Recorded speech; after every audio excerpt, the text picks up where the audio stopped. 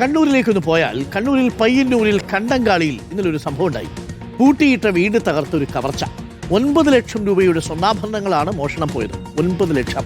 കുറിങ്കടവ് റോഡിലെ പള്ളിക്കുളത്തെ വീട്ടിൽ മധുസൂദന്റെ വീട്ടിലാണ് ഈ കവർച്ച നടന്നിരിക്കുന്നത്. പോലീസ് ഡോഗ് സ്ക്വാഡൊക്കെ എത്തിയിട്ടുണ്ട്. അവിടെ അന്വേഷണം നടക്കുന്നു. അർജുൻ കല്യാടുണ്ട്. അർജുൻ കല്യാട്, കണ്ണൂർ പയ്യന്നൂരാണ് ഈ സംഭവം. കണ്ടങ്കാളിയിൽ പൂട്ടിയിട്ടിരുന്ന വീടാണ്. സ്വർണ്ണത്തിനൊക്കെ നല്ല വിലയാണ്. പുറത്തിട്ടുകൊണ്ട് പോയാലും വീട്ടിൽ ഇരുന്നാലും ഇപ്പോൾ അടിച്ചുകൊണ്ട് പോകുന്ന അവസ്ഥയാണ്. 9 ലക്ഷം രൂപ വില വരുന്ന സ്വർണ്ണാഭരണങ്ങളാണ്. ഏകദേശം 8-9 പവൻ വരും അല്ലേ അർജുൻ? എന്താണ് സംശയം? CCTV എന്തെങ്കിലും കേന്ദ്രീകരിച്ച് അന്വേഷണം നടക്കുന്നുണ്ടോ? ഇത് സ്വർണ്ണം അവിടെ വീട്ടിൽ വെച്ചിട്ടുണ്ടെന്ന് അറിയാവുന്ന ആരെങ്കിലും ആണോ? എന്താണ് ലഭിക്കുന്ന വിവരം അർജുൻ കല്യാൺ?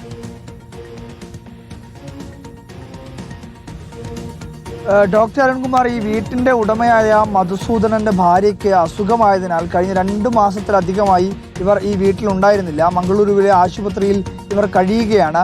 അതിനിടയിലാണ് മിനിഞ്ഞാന്ന് വൈകുന്നേരം വീടിന്റെ വാതിൽ തുറന്നു കിടക്കുന്നുവെന്ന് തൊട്ട് അയൽപക്കത്തുള്ള ഒരു ബന്ധു ഈ മധുസൂദനെ വിളിച്ച് അറിയിക്കുന്നത്. അങ്ങനെയാണ് ഇന്നലെ രാവിലെ മധുസൂദനൻ സ്ഥലത്തേക്ക് എത്തുന്നത്. അങ്ങനെ പരിശോധന നടത്തിയപ്പോഴാണ് ഈ വീടിന്റെ വാതിൽ തുറന്നു കിടക്കുന്നതും അതുമായി ബന്ധപ്പെട്ട് വീടിനകത്തുള്ള ഒരുപാട് സാധനങ്ങൾ വലിച്ചിട്ടിരിക്കുന്നതൊക്കെ ശ്രദ്ധയിൽപ്പെടുന്നത്.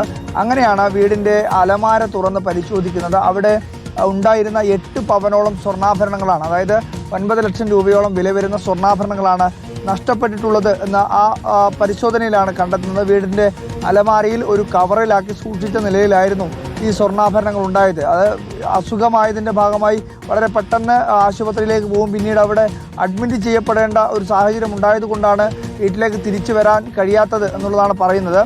ഇവർ ഈ ആശുപത്രിയിലേക്ക് പോയത് മാർച്ച് 13-ാം തീയതിയാണ്. അതിനുശേഷം ഇന്നലെ ജൂൺ 4-ാം തീയതിയാണ് ഇവർ തിരിച്ചു വരുന്നത്.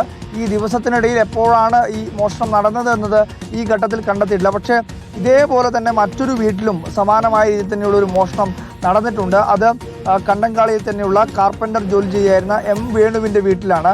കഴിഞ്ഞ ജൂൺ മാസം 2-ാം തീയതി രാത്രിയിൽ കവർച്ച നടന്നത്. ജൂൺ 2-ന് രാത്രി ഏകദേശം ഒരു 9:30 ശേഷമാണ് വേണു വീട് പൂട്ടി അന്നൂരിലുള്ള മകളുടെ വീട്ടിലേക്ക് പോയത്.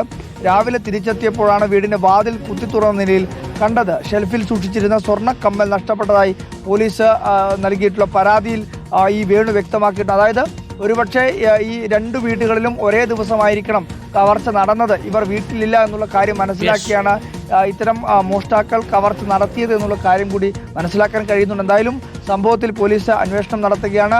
ഫോറൻസിക്കും വിരലടയാള വിദഗ്ധരും ഡോഗ് സ്ക്വാഡും ഒക്കെ എത്തി ഇന്നലെ തന്നെ പരിശോധന നടത്തിയിട്ടുണ്ട്. പക്ഷേ ഈ കള്ളന്മാരെ കണ്ടെത്താൻ വേണ്ടി കഴിഞ്ഞിട്ടില്ല ഇതുവരെയും. ഡോക്ടർ, 9 ലക്ഷം രൂപയുടെ സ്വർണ്ണമാണ് കവർന്നിരിക്കുന്നത്. അപ്പോൾ വീട്ടിൽ അലമാരയിൽ ഈ സ്വർണം ഉണ്ടെന്നറിയാവുന്ന ആരോ ഒരാൾ, അത് ഈ അലമാരയിൽ തന്നെ ഉണ്ടാവുമെന്ന് അറിയാവുന്ന ഒരാളായിരിക്കാനാണ് സാധ്യത.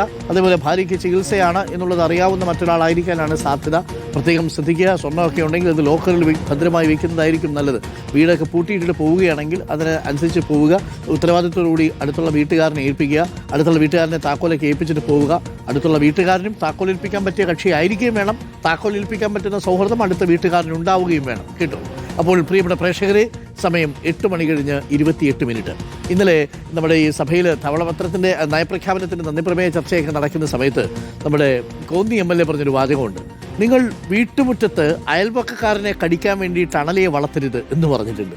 സംഭവം ശരിയാണ് അല്ലേ? നമ്മുടെയൊക്കെ മനസ്സിലിരിപ്പ് അങ്ങനെ. അയൽപക്കക്കാരനെ കടിച്ചോട്ടെ എന്ന് പറഞ്ഞ് അണലയെ വീട്ടുമുറ്റത്ത് വളർത്തും. പക്ഷേ ഒരു നാൾ അത് തിരിച്ചു കടിക്കും എന്ന് നമ്മൾ അറിയുന്നില്ല.